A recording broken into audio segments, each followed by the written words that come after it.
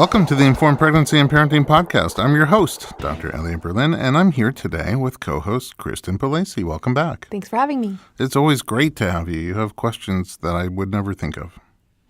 Today, we're talking about yoga and meditation in general, and for pre- and postnatal in particular. I'm super excited to introduce today's guest, who is a yoga and meditation teacher. She's been teaching in the Los Angeles area for almost 2 decades and is one of the senior teachers and teacher trainers at YogaWorks. My good friend and great colleague, Patti Quintero, welcome to the podcast. Thank you. So good to be here. Oh my goodness. Good things come to people who wait. We've been trying to schedule this night for like a year now. All in divine timing. All in divine timing. And I get to be present. And you get to be glad. Here. I talked on a different episode about how I got into yoga, which was a one-time experience and ended up with a broken mirror and broken self-confidence. And I never went back to it again. And I do see, though, the benefits of it. Meditation is also fairly new for me. I mean, I've meditated in ways without calling it meditation, through prayer and other things like that. But now I'm meditating just for the sake of meditation, and I'm already getting a lot of benefit out of it. So I want to find out more, for me a little bit, but also I see how powerful it is. Both of them can be for our clients who are pregnant and during labor and delivery and postpartum and for parenting and everything else in life that's a struggle. So I can't wait to learn from you. Tell me how you got started in this work. I kind of feel like I have been, it's been calling me since I was a little girl. You know, I used to do these things where I'd sit on a balcony and like chant to birds, or I would put myself in the actual physical like pretzel lotus position when I was small and pretend I was meditating. And I guess at the time I didn't really know what I was pretending to do, but it was something that inherently felt very familiar in my body. Where did you grow up? I was born here in California. Oh. Yeah, and my parents are Colombian, so we moved soon after, when I was about 5, to Colombia. Oh, you moved from California to Colombia? Uh-huh. And that's where you were sitting on the porch? No, you know, I mostly started as little doing it here. I used to do these things here called, in my neighborhood, it was called like Bionic Woman Lessons, and I'd have kids from the neighborhood come around, and I would teach them how to leap across like the lawn and how to tumble and how to like do handstands. And so when you were 4 and 5 years old? Yeah, I was. I don't even remember what I was doing when I was 4 and 5 years old. Yeah, well, that's yoga and meditation for you, right? Wow. I don't know. The benefits of mindfulness. Wow. Yeah, so I was doing that a lot. Like Wonder Woman and roll and fall. I'll teach you how to spin like Wonder Woman. That's what I think I've been missing. Yeah, so I think it just came at a very early age, and I was always very interested in what we think as children to be mystical, and I questioned a lot about, spirituality. I talked to my grandmother, who is a very spiritual woman, about all of these ideas, and it just kept calling me through. And then how long were you in Colombia for? About 8.5 years. Oh, and then you came back as a teenager? Yeah, we moved back to Miami in the 80s because those were not good times to be in Colombia. Right. Yeah. So we moved back, and I lived in Miami, and I graduated high school, and I went and did my undergrad there, and then my master's in Miami as well. What'd you study? I studied film and theater as my undergrad. I did not know that. And, I feel like in retrospect, I knew I wanted to be in front of people. I knew I wanted to be on a stage. I just didn't know it was going to be a yoga stage. Yeah. So I did that. And then I moved to New York, and I tried to live that dream out and got my butt whooped. And I started to teach. It kind of found me again. I started to teach children in New York City. For acting, you went to New York?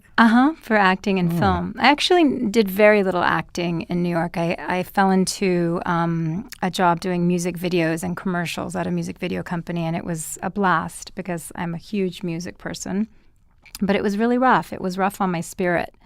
And so I really dove into yoga there. I started practicing yoga there officially, I guess what you would call more like an official yoga practice. Where Taking classes? Taking classes and really diving into meditation. New York City had these, lots of great little nooks that seemed really inviting, and I started kind of stepping in through the door through meditation, and that was a big vision quest for me being over there. And then when it got way too cold for my sunshine blood, I moved back to Miami, and I got my master's in education. So yoga was kind of calling me. I think when you kind of you put this mental GPS out there, and life is going to take you in very strange directions to really get you there. So I got a master's in education to be a school teacher, not knowing that I would eventually become a yoga teacher. So you have all these building blocks that kind of make sense perfectly. They create a strong foundation for what you do now. Oh, yeah, completely. It was always calling to me. And then when I actually finished my degree, I dreamt of coming back to LA. I had dreams of the sunsets here and of the mountains. And I decided after that I would move back to LA, and I started to teach kindergarten. And as soon as I started to teach kindergarten, I continued to practice all these years. I would close all the windows and all the shades of my room, and I would just be like, let's do yoga. With my kids? kindergartners, Oh, wow. yeah. So I would put them, and we would do all these animal shapes, and I would do this thing called imagination journey, and I'd put them on their backs, and that was really, in the yoga practice, what's called shavasana. Mm-hmm. So But you hadn't taken yoga teacher trainings yet. I had not done an official yoga teacher training. So you were just making up things. I was making up what I had learned from my teachers and from my studies in the different traditions that I had been studying. And I had always had this connection with young children. Mm-hmm. I always felt like that's when I felt most magic, when I was a young child.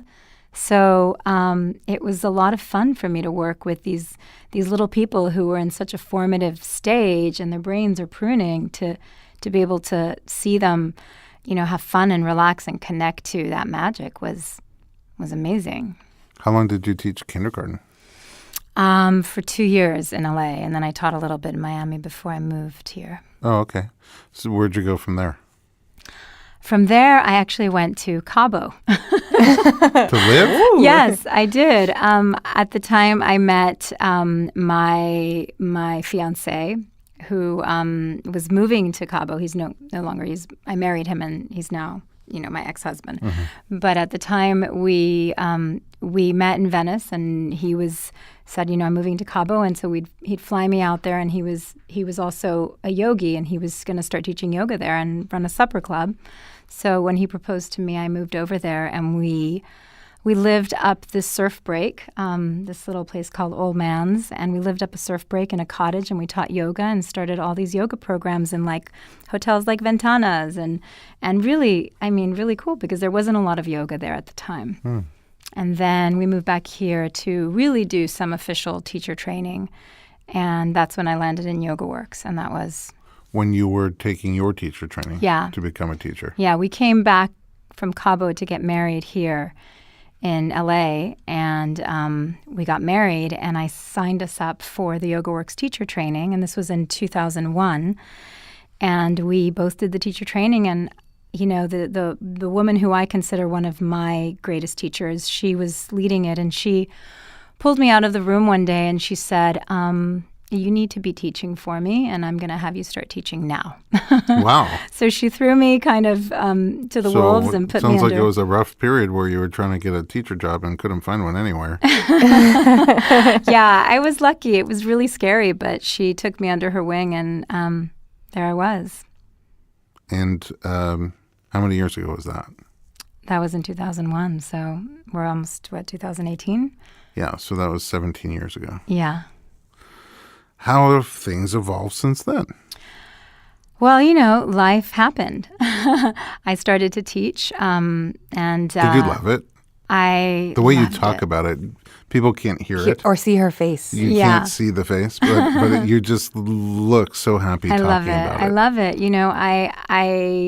I never have felt something was so right. For me, even to just have switched after putting years of school into getting a master's in education, to have taken that leap and really followed my heart was a huge deal, because yoga changed my life.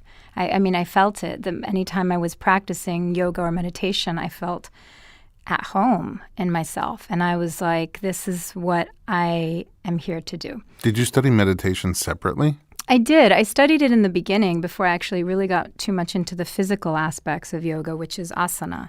So, the tree of yoga has many branches, and the asana is the physical portion of the practice, and meditation, kind of goes down toward the end when you're really going inside.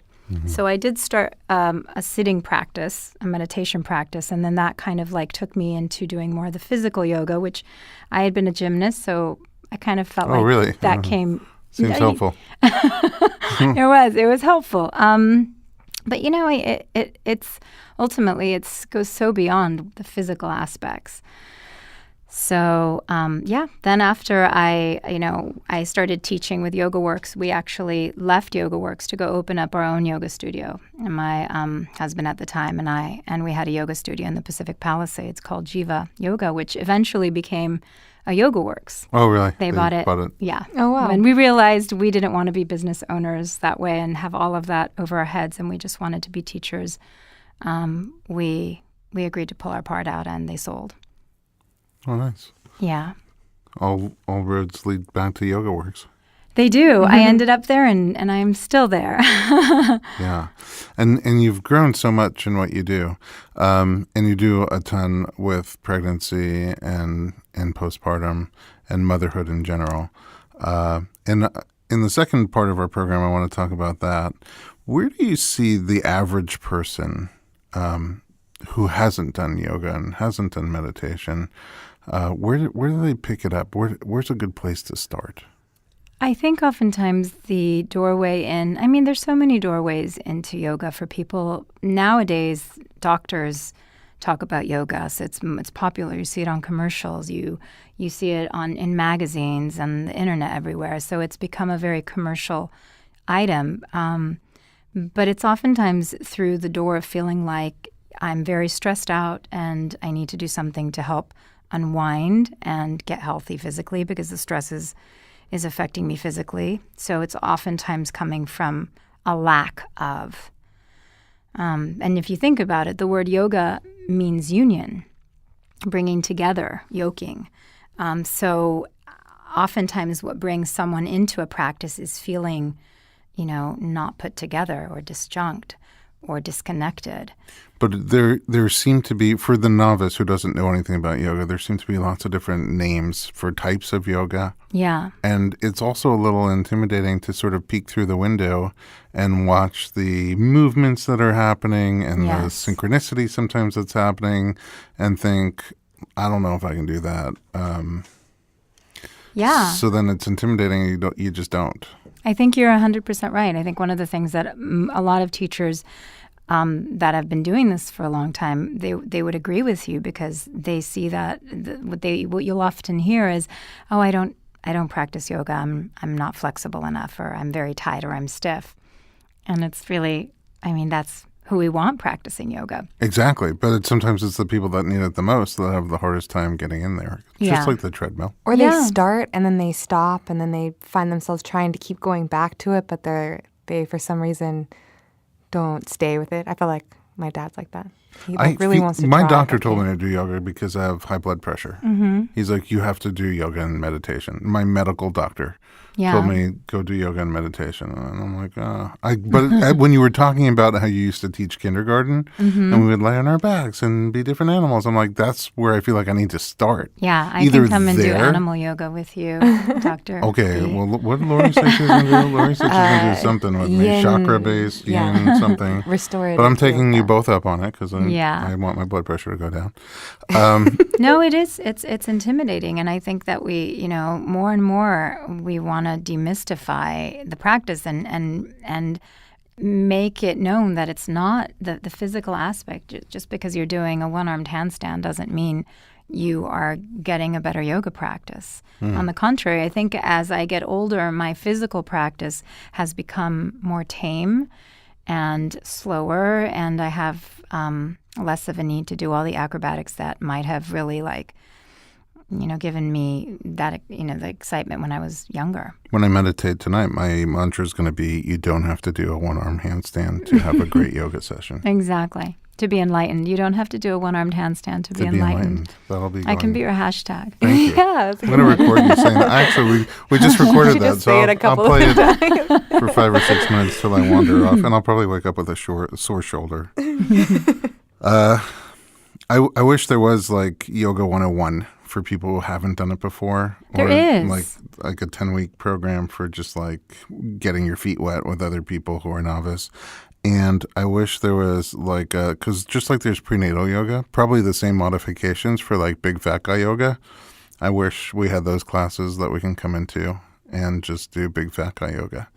But I also think that the names are intimidating by themselves. There's so many different names and they're not in English, so I don't know what they mean. Right. I mean, Sanskrit. are there basic divisions of different types of yoga? Like, if I'm looking to start and I'm looking at these names, what do they mean? Well, they all have translations. They're going to end in asana. So like vrikshasana, tadasana. And I am actually someone who was taught to teach the Sanskrit language. So I always say the postures in Sanskrit. It was just, it was very, that there was no other way. So sometimes when someone comes and says, oh, do you know like fallen angel or something? I know it by its Sanskrit name more so than its English name.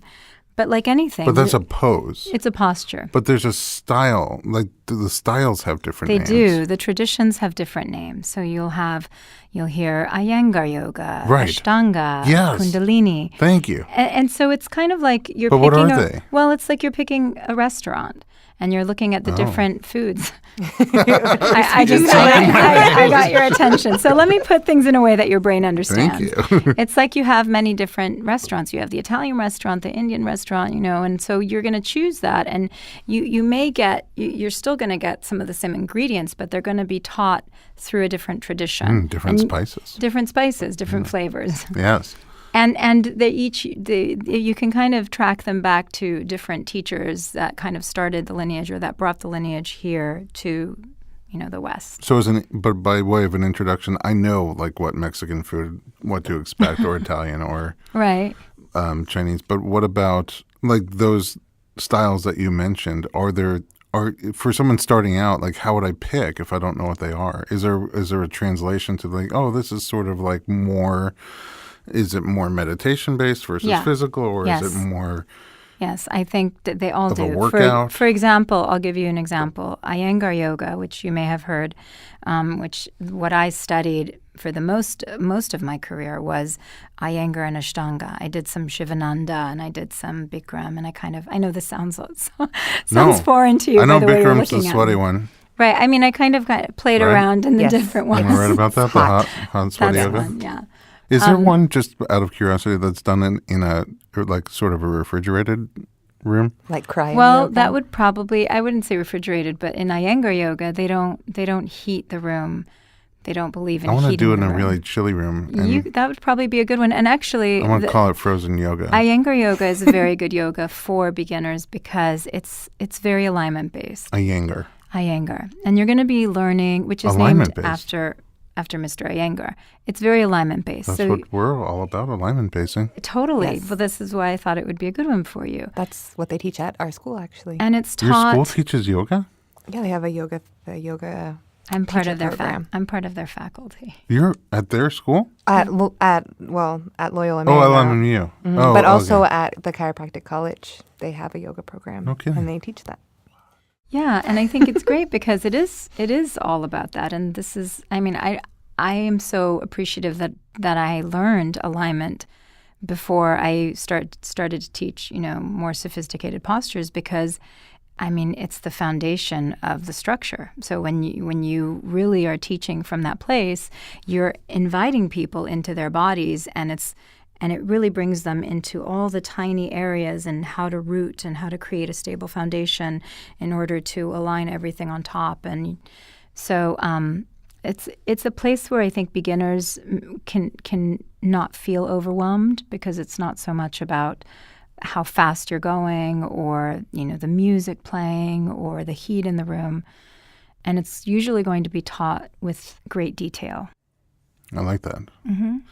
When you teach now, do you teach different cuisines, so to speak, at different times, or do you just take a little bit from each and make your own Patti yoga? I have an international You have cuisine. you have your own. You have your. Yeah, Sophisticated I think palate. I'm at a point now where I have become quite innovative with how I teach. I definitely teach alignment always, especially because I do work with so many pregnant women and postpartum women. But I teach alignment based. But I was also a student of Ashtanga yoga, which has a repetitive motion to it, and your body's following the rhythm of the breath.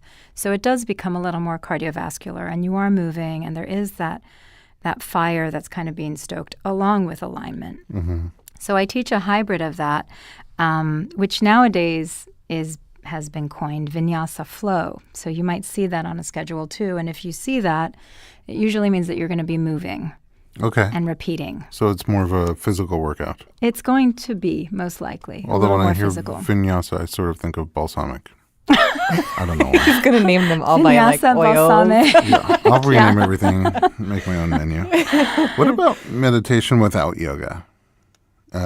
Is there merit in that, and how would someone get started in that? Because if you have a busy mind, it's again like the people who need to do these workouts or calm their bodies a little bit. I think I'll put myself in that group, have the hardest time getting started because we have such a journey ahead of us. Mm-hmm. Same thing with the mind. We all, I haven't met anybody yet who doesn't have stress, and the mind races, and the mind wonders what's happening tomorrow and doesn't really stay present today. And of course, once you have kids, that just picks up even faster, but you want to be more present, but it's even harder to do.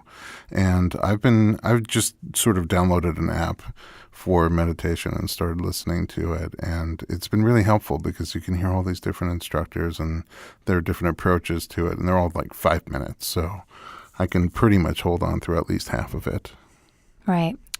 And I've been sort of then building my own meditations. Like if I wake up at 4:30 in the morning, usually I would never be able to fall back asleep, and it's just worth it for me to get up and work out or start working. But now I can do meditation and either fall back asleep or just enjoy the benefit of meditating for an hour. Right. I mean, I think it's important to define that meditation does fall under the umbrella of yoga. When we hear yoga, we think the physical postures of yoga, but meditation is one of the branches of the tree of yoga. Mm-hmm. When we think of yoga here in the West, we think of asana, which means the physical postures. Yeah, the movements. So because of the nature of this country, and we're all very physically motivated, and what helps often is to get the body moving and to kind of burn off all of that, physical accumulation of stress so that we can sit with an open vessel and we can tune in more easily into a space, a meditative space, and into a space of stillness and into a space of observation without the body pulling us back and forth. Because as you know, both of you work with bodies. I mean, there's billions of neurons in the brain and the body, and we store all of this information in our cells. So the physical postures help to move a lot of that before we get to breath work and before we get to meditation. Mm-hmm. So in the tree of yoga, the postures come first, and then the breath work comes, and then you start going into states of deeper concentration. So I'm out of and order. Into meditation. No, I don't particularly think it's out of order. I think that there are great benefits in having a sitting practice and having a meditation practice, even without the physical postures. It's more of a laying down practice. That's perfect. Okay. You're still in your physical body. Just saying. But because I see all these places opening up that are like meditation places that are different than yoga places. Yeah. Yeah, because I so- think that there is that differentiation. Is like we don't have to necessarily be doing a physical practice in order to get the benefits of meditation. Does it help? I think that, I think they can be two separate entities. I think that the physical practice combined with the meditative practice is really potent. But I don't believe that, one has to always go with the other. Talking to you is so calming. Oh, good. I want you to come back and be a guest, right? Don't you just I feel feel relaxed? like we're meditating right now. Is how I feel. Seriously, it's so calming to just be around you and talk to you. Oh, thank you. And then also the way you talk about yoga makes so much sense. Good. I hope so. And that's sort of what I wanted the first half of our To make it not intimidating. our episode to be, is to sort of just be like, it's not that far away. You can break it down, you can touch it, you can get into it and conquer it. Can I start at home? Yes, absolutely. How do I do that? I mean, whether you're saying you're doing it with the apps right now. Meditation. Right. But even without that, you could find either, if you're someone who gets distracted with silence, you can find some kind of very soft music that helps you go inward. Or you can have a mantra, which it can be, you can inhale, relax, and you can exhale, release. You can inhale, relax, you can exhale, release. And there's so many, these are called anchors. You can count. You can breathe up your spine. If you're more of a visual person, you can visualize breathing up your spine and breathing down your spine. So what we're doing is we're giving the mind different anchors depending on how we're wired, because it's going to be different for all of us. And ultimately, what those anchors are doing is they're dimming the projections of the mind so that attention can go inward, so you can withdraw your senses, and so you can learn to be in a state in the seat of the seer instead of being the seen. So it's almost like you come into the seat of the self. And that's ultimately you cultivating intimacy with yourself, which means greater self-awareness, greater self-love, knowing your truth, and navigating, then making decisions, making choices, dealing with your clients from a space that is from that seat versus from everything else that, is on the outside. That's really powerful. Yeah. Thank you. Thank you. And also, if you're listening, you're not watching, but even when Patti was pointing to like going up the spine and coming down the spine, you could sort of feel it in your spine. Mm-hmm. Very powerful. All right, we're going to take a quick commercial break and be right back with Patti Quintero, and we're going to talk about specifically prenatal yoga, postnatal yoga, right here on the Informed Pregnancy Podcast.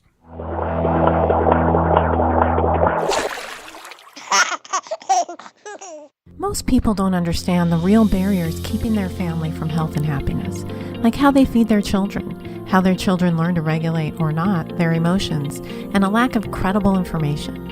I'm Marianne Jacobson, registered dietitian, author, and host of the Healthy Family Podcast. With help from some of the world's leading experts, I deconstruct what it really takes to be healthy, happy, and well at every age and stage, so you can create a healthy family from the inside out.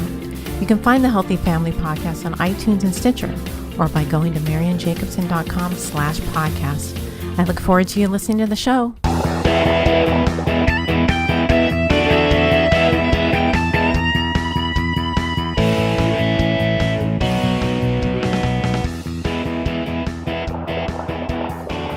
Welcome back to the Informed Pregnancy and Parenting Podcast. We are continuing our discussion of yoga and meditation with Patti Quintero. I've already learned a great deal from you. And you are this powerhouse in the pre- and postnatal world. You have a brand called UMA. Yes. What is that, and what does it mean, and where did it come from, and what's included in it? Uma Mother is, the definition of Uma is Mother of the Universe and Goddess of Light. So the name came to me, I probably in the shower or in a dream, because that's where I usually get my downloads. But it's all sparked from my experience as a mother, and then my experience going through divorce and becoming a single mother, and then actually a very just dealing with realizing the importance of mothers needing to be mothered. And then there was a very scary experience where I had to run out of my house in Venice with my 2 young children and the 2 young children of the neighbors, because there was an intruder and we had to run away at 4 a.m. And the reason this story is important is because nothing terrible happened. We were not hurt, but I never felt so fierce. And, they talk about mama bear or like the mama wolf, and I've never embodied that like I did at that moment. Wow. They say you'll stop a car with your hand, you'll pick up a car if your kid's underneath it. It's true. I felt this insane fire and fierceness in that experience, and it just was the catalyst to creating a platform to support mothers, empower mothers, inspire mothers with mindful living. You have 2 kids. I do. And at the time that you were pregnant, were you already doing prenatal-related work? Yeah. I had been teaching for several years before I got pregnant. I got pregnant in 2003. So I had been teaching for several years prior to that. And I had worked with pregnant women here and there, and I think I was always fascinated with motherhood and everything that happens through that journey to birth. But it wasn't until I really got pregnant that I started to fully experiment with what felt good on my body, with how much fear was being fed to me during my pregnancy, through literature and through just the way people would talk about it, and even through the practices. The practices that I found were very mild and not I felt like I was in warrior mode, and in the most beautiful way. Like I felt abundant from the inside and strong. And so I was practicing Ashtanga yoga at that time, which is actually a practice that was created for teenage boys, but it had a lot of fire to it. And so what I did was I took that and I kind of adapted it to my body through that stage. And I felt like, this is really what I want. Let's see if other mothers in this stage want it too. And it was a hit. So, a lot of times prenatal yoga is deliberately fluffy. Right. Because, number one, it's people who maybe are picking up yoga for the first time. And number two, I assume it's like with massage and other modalities, sometimes for liability reasons, you're just really told to be very mild. Mm-hmm. Don't push too hard on here, and don't all the don'ts. Mm-hmm. Not necessarily based on science, but based on theory or hypotheticals or just straight out liability. Right. So in our office, we frequently have people who come in who are strong, who have been working out, or who do feel that fire, that power that you were talking about. And they'll go to a local prenatal yoga class and just not. I just had one very recently who just couldn't continue because it was her word is fluffy, too light. She felt like she was moving props, she said. Right. And then I send them to you, and they're like, "Now that's what I'm talking about."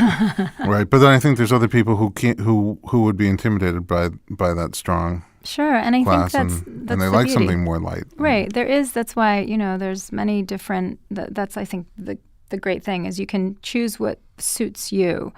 So I will get usually pregnant women that are wanting to still do things that are physically energizing and that they're getting physically strong in. But I teach with alignment because that's the only way I really know how to teach. So I teach even my stronger postures all have modifications, and there's an emphasis on alignment. But I also feel like it's my job as a teacher, as a mother, and maybe through my doula work, to remind them that they are really prepping for a great physically demanding experience. And I want them to be strong, and I want them to be very connected to that inner strength. Are you talking about childbirth or motherhood? Both. Okay. There you have it. One leads to the next. I think they're all stepping stones to the great journey of motherhood. How was childbirth for you? It was great. Yeah, I had really wonderful pregnancies. Both of my pregnancies, my kids are 18 months apart, so they were pretty back to back. Oh wow! But they were lovely. I only have good things to say about them. I do think that I know so much more now that I probably might have chosen a different path to go by what I know now, but they were both beautiful experiences, and my pregnancies were really great too. How often do you hear that? Unfortunately, not as much as I'd like to. Right. So that's probably what really pushed me into the doula arena. Yeah, when did you become a doula? Why? When? So I was probably doing renegade doula work before I officially stepped into it, just because I was their teacher and I was a fellow mother. But it was about officially 4 years ago, I would say 4.5 years ago, I started to call myself a doula. And then I just kept it to myself that I had been at several births assisting women. So when I kind of jumped into that, it was really interesting to see it not only through the mother perspective or the teacher perspective, but to be like a birth coach and a guardian through it, and to really get to be a witness to it, because it's so different when you're going through it yourself versus seeing it from an outsider's point of view.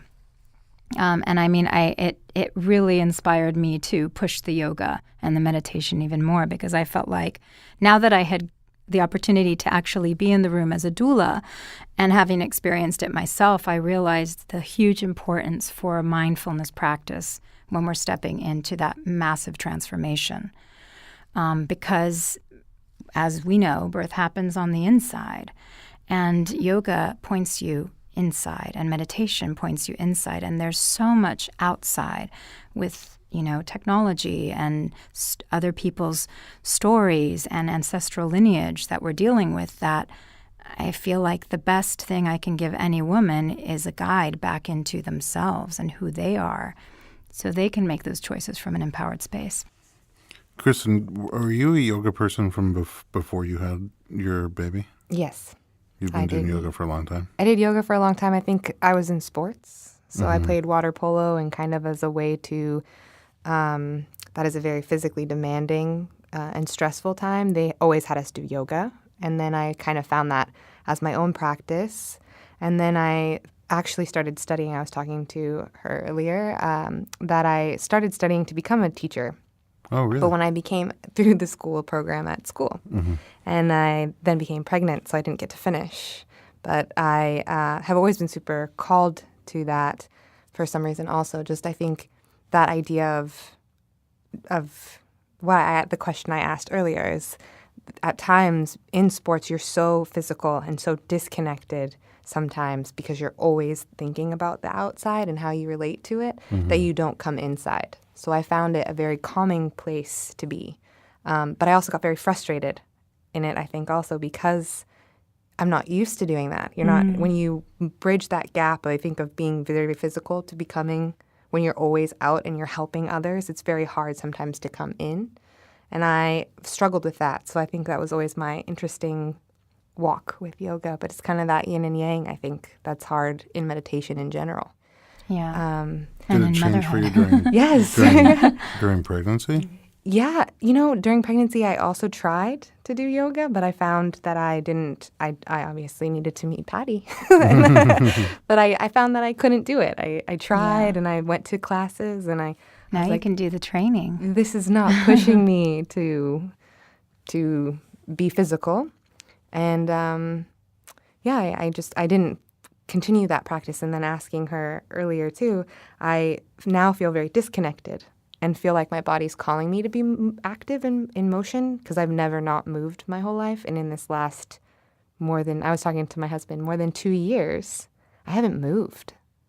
I've had to be very inside. I'm also finishing this demanding program and being a mom. So I just don't know who that is. Well, there's no way you're not moving with a toddler at home, but it's a different kind of, it's not a dedicated for you movement. Exactly. It's, again, for someone else learning to move, understanding their movements. It's very kind of interesting, like retrospectively. But I feel like I really resonate with that and understanding your body post-baby. I think you'll like Uma training. Mother. You graciously asked me to participate in a couple of the modules, and I loved being in that room. You just attracted this great group of women who want to give and want to empower in the same way that you do. Yeah. And they were was just, wonderful. sometimes you like, I've lectured in lots of different settings, and sometimes people are just there because they have to be there. Even if they want to be there, everybody's got long days, and so you're just sometimes tired and not in the mood to listen. And it was just like the amount of focus and attention and thirst for knowledge and things that they can use to help their future clients. It was just really incredible. I loved the first one, and I came back to do the second one, and it was just as amazing. It was like a whole bunch of Patties in training. Well, I feel like what happens is that when we're teaching something that has changed our lives, and when I can speak to it from a place that I realize how it helped me through my journey. So I'm speaking really from my perspective and from my heart. And that it does. It takes a while to get there. It takes life to get there. Then the audience that finds you is going to see that and is going to resonate with that. And I feel like as a teacher, I'm at a place now, and having created UMA, that this is my passion. I fully believe in its importance for women, whether they are mothers of their own birth children, or they're just really drawn toward this knowledge. So in terms of pregnancy, for someone listening that's pregnant with their first baby, hasn't really done yoga before, and wants to get started. First of all, not every town has prenatal yoga classes. Even where we are in the heart of Los Angeles, it's hard to sometimes find classes that you can get to that are at good times or multiple times per week. Oh yeah, definitely. So how does somebody get started? Well, that's a good question, because I'm in the middle of creating online content to support women in that dimension when they're going from conception all the way to postpartum and beyond. And I'm doing it in Spanish also, because I feel that it's of great importance. I wish I could, and I will say my goal is to hopefully start traveling more and doing more of these seminars so that we can bring women together, because it's a journey that it's really important to be with other women. I think that the class that I teach at Yoga Works, I teach it on a Saturday. There was never Saturday classes there, and I created this slot for women who worked because they couldn't come to their prenatal class. It's a very powerful class where women who are at all different stages coming in. Some have done yoga, some are very strong practitioners, some are just there because their doctor or midwife said, go practice yoga. But what it does is once you get in there, we're all the same. We all are going to go through this journey, and it's going to have its twists and turns, and we will all have different outcomes. But it brings us together in such a powerful way that we take that with us as we go into our labor. And then the same with postpartum. It's a key for women to be able to be with other women when they're going through that, so they don't feel alone, so they realize that we're all going through those same challenges. And it makes a huge difference in your emotional support. The online content that you're creating, is that like online classes?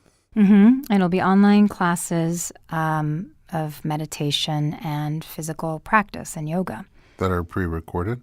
They're pre-recorded. So it'll be content that you can get that, takes you through each trimester into postpartum, into the 40 days. So it serves as a guide. That's very cool.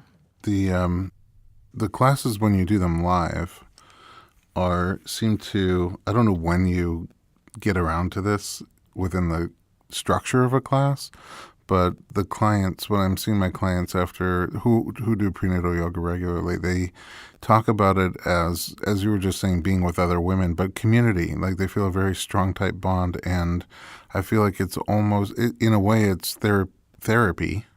It's therapeutic for sure, but I feel like sometimes it's therapy. Like, I don't know when you do this, but they talk about how the teachers go around and just say what's happening with you right now or what's on your mind. And sometimes even just asking that question can be comforting, but then to be able to talk and to realize that other people are having the same experiences or they're not alone. is something big. So I think that it would be cool if, I mean, the online content will be amazing because then somebody who can't get to a class Sure. can do it any place, anytime, or somebody who's just too embarrassed. That's me. But but it'll be cool. I can almost see you sort of being like the Peloton of yoga class, prenatal yoga classes, where Yeah. you can virtually join a class at Yeah. times that are helpful for you and sort of bring together that virtual community. Yeah, that's in the works right now. Oh, cool. Yeah, cool. it's in the works right now, and it sounds really special. It's through another woman's company, and she found me to do it, and I hope that it can unfold because it is a way for us to not feel alone.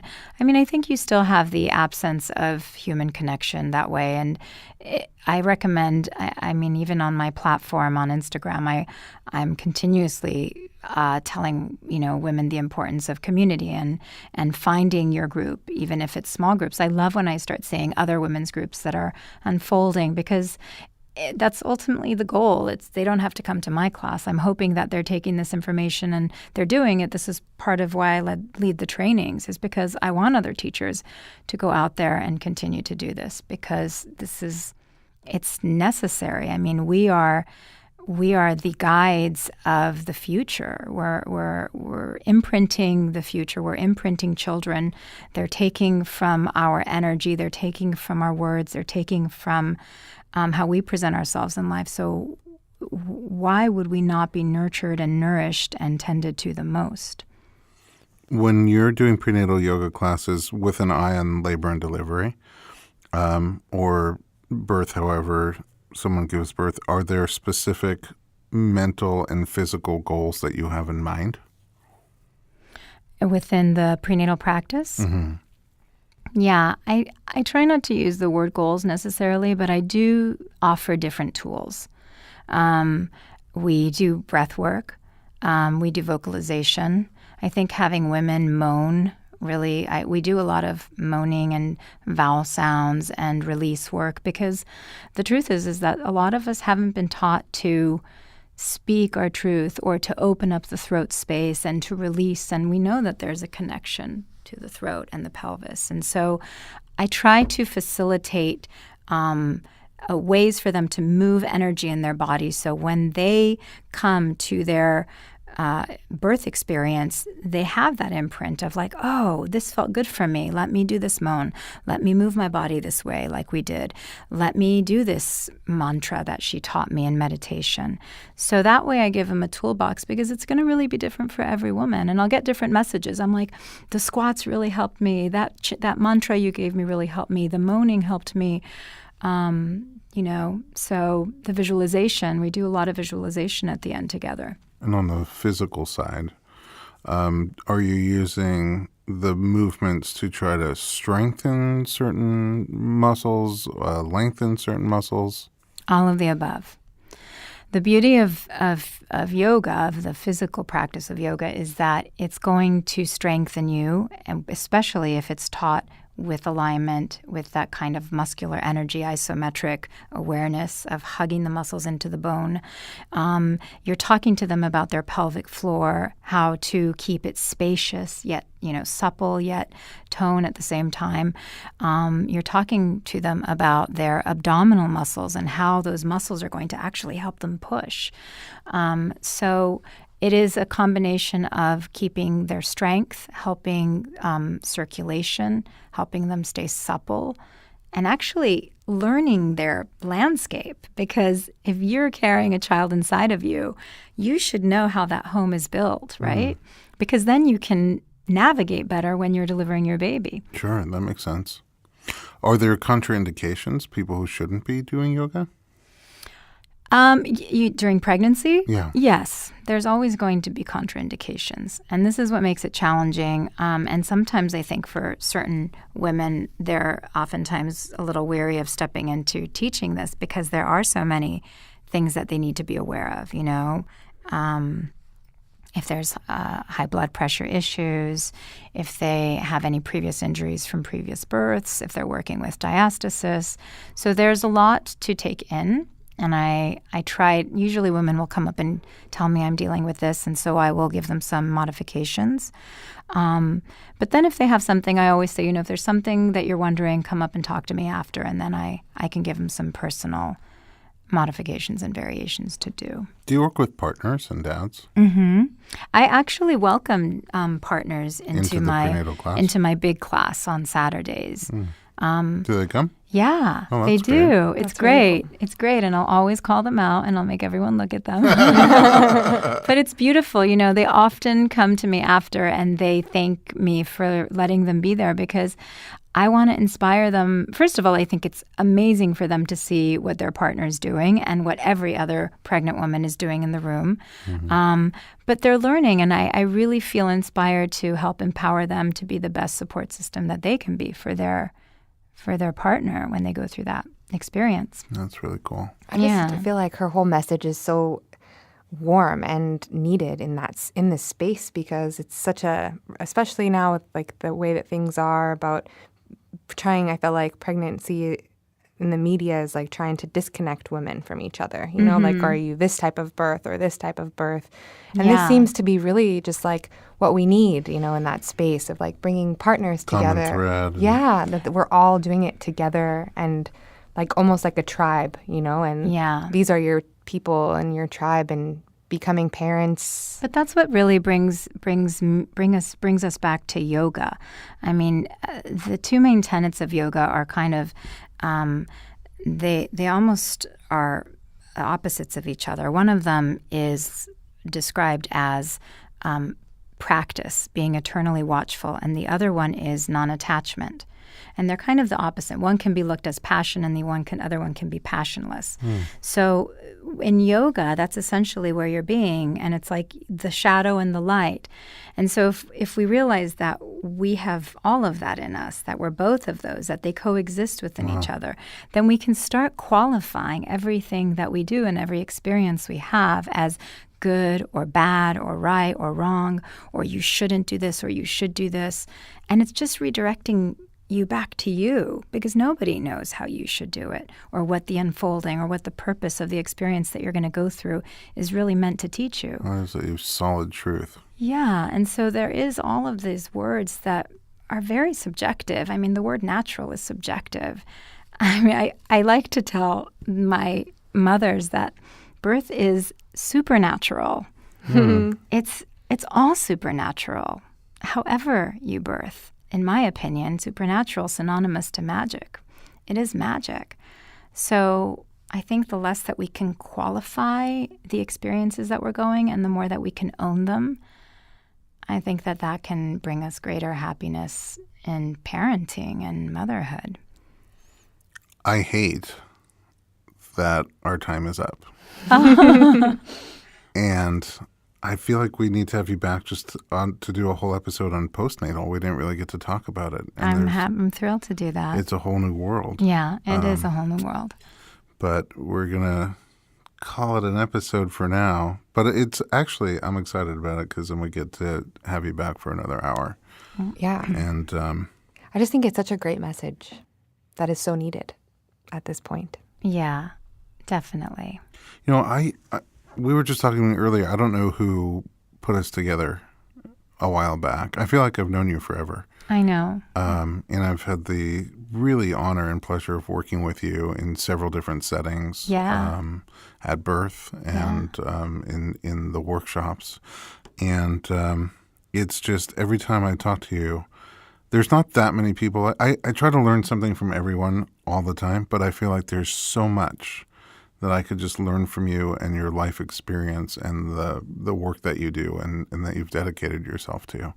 Thank you. And Likewise. thank you. It's like, wow, I appreciate you.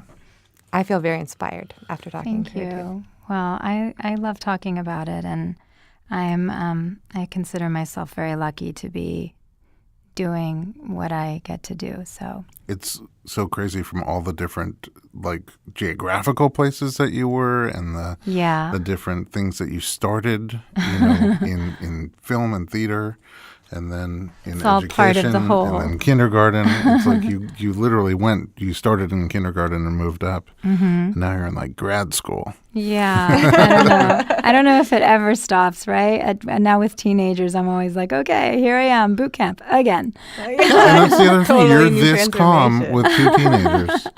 Yeah, That's unbelievable. That's a testament to the power of yoga and and meditation. meditation. Yes. There. Patty, thanks a million for being here. Kristen, thanks for being here again. Where do we find you online? I forgot to ask you that. You can, my website is umamother.com, and that's umamother.com. And it's the same on Instagram. It's umamother, and on Facebook, umamother. And Do you Snapchat? I don't. Oh, thank goodness. Okay. I know. I don't Snapchat. You know, this is enough for me. Just even handling the platform of Instagram is so much. And I'm trying to keep, practice what I preach with presence and mindfulness. So it's a practice. I love it. So Yeah. we'll follow you through Instagram. Yes, please do. Perfect. At home, thanks for listening to the Informed Pregnancy Podcast. If you like our program, share us with your friends, rate us, and leave a comment in your podcast app. If you have thoughts or suggestions for a topic, send it to us. We'll do it. You can write to info@informedpregnancy.com and then visit us online for more information at informedpregnancy.com.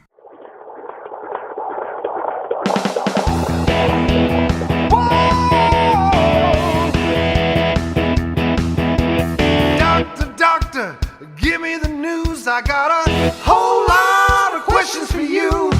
This kid's gonna test my will. I got a lot to learn, and my baby's due.